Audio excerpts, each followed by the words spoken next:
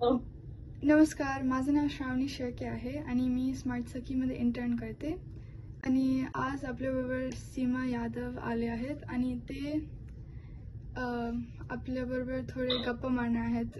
विहिरीतली पाणी पातळी कशी मोजायची आणि त्यांच्या शेतामध्ये कसं काम चालतं. तर तुम्ही तुमच्याबद्दल थोडं सांगू शकता? हो, सांगते. मी सीमा नवनाथ यादव, मुक्काम पोस्ट जायगाव, तालुका खटाव, जिल्हा सातारा. आणि मी जिजाऊ महिला शेतकरी गटाची एक सदस्य आहे. आणि स्मार्ट सखीशी आता 2 वर्षापूर्वी आम्ही जोडलेलं आहे. तुम्ही किती वर्षापासून शेती करत आहात आता?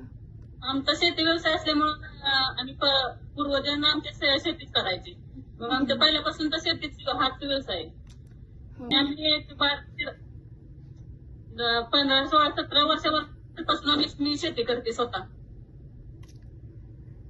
तुम्ही तुमच्या शेतामध्ये कुठले पीक वगैरे लावता तुम्ही?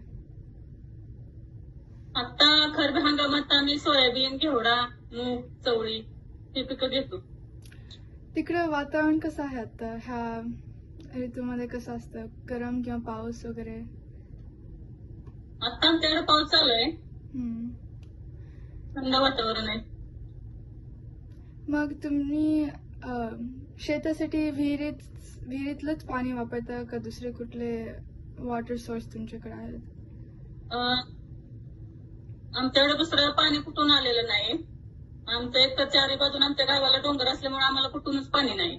मग आम्हाला विहिरीशिवाय दुसरा पर्यायच नाही. विहीरच आम्हाला महत्वाची. तुम्ही मग आपण हे विहिरीतलं पाणी कसं मोजतं त्याच्याबद्दल बोलू. विहिरीची पातळी आम्ही मीटरच्या साह्याने मोजतो. मीटरच्या जे मीटर असं खाली सोडतो आणि मीटरच्या खाली जे टोक असतं त्याला जाड वस्तू बांधली की ते पूर्ण खाली तळाशी जातं विहिरीच्या. फुटात न मोजू शकत नाही, कारण आपण फुट खाली जाऊ शकत नाही ना विहिरीत आत. फुटानं मोजायचं म्हणजे की विहिरीत आत उतरावं लागतं, मग खाली उतरू शकत नाही आपण. त्याच्यामुळे मग आम्ही मीटरच्या साह्याने मोजतो. मग आपल्याला लागणारं साहित्य मीटर, वही, पेन हे साहित्य लागतं मोजताना.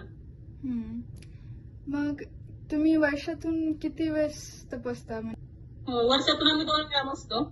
एक तर पहिल्या वेळेस मोजतो ते एप्रिल किंवा मे मध्ये मोजतो आणि नंतर आम्ही सप्टेंबर मध्ये मोजतो विहिरीची पाणी पातळी. मग हे पातळी मोजायला एवढं का महत्व देतात? कशासाठी वापर तुम्ही करता? विहिरीची पातळी मोजण्याचं कारण एवढंच की आता पहिला आम्ही काय करायचो, जरा जरी पाऊस आला तर पेरणी चालू करायचो आणि लगेच पाऊस उघडायचा पहिला. मग पाण्याचं नियोजन नसायचं, पाणी मग विहिरीत नसायचं. मग आता आम्ही जर पाणी फाउंडेशनला जोडलो तेव्हा त्यांनी आम्हाला सांगितलं की तुम्ही विहिरीची पाणी पातळी मोजा, नंतरच पेरणीची सुरुवात करा. मग पाण्याचं नियोजन, पिकाचं नियोजन करण्यासाठी आम्हाला विहिरीची पाणी पातळी मोजावी लागते. विहिरीमधलं पाणी कमी असेल किंवा जास्त असेल, तुम्ही ते बघून मग बघता की कुठले पिकं लावायचे. मग पाणी कमी असल्यावर काय काय लावता? पाणी कमी असलं तर आम्ही खरीप हंगामात आमचा तर ह्याच्यावर असतो पावसाळ्याच्या ह्याच्यावर. दुसऱ्या पिकाच्या वेळेस पाणी कमी असलं तर आम्ही ज्वारी, हरभरा हे पिकं घेतो आणि पाणी जास्त असेल तर गहू, कांदा हे पिकं घेतो. मग एकदा विहीर बांधल्यावर किती वर्ष चालत असते? विहीर ही कायमस्वरूपी चालते. जर म्हणजे गाळ वगैरे साठला ना तर आपण एक 20-25 वर्षांना त्यातला गाळ तेवढा काढायचा, नंतर विहीर कायमस्वरूपी असते, चालते. मग विहिरीमधलं पाणी पावसाने येतं का जमिनीमधून पाणी असतं त्याच्यामध्ये? पाऊस पडला तर जमिनीत पाणी येईल ना, मग पावसाचा जीव आमच्या विहिरीत पाणी येतं. ठीक आहे. मग तुम्हाला अजून काय बोलायचं असेल तरी तुम्ही ऍड करू शकता आता.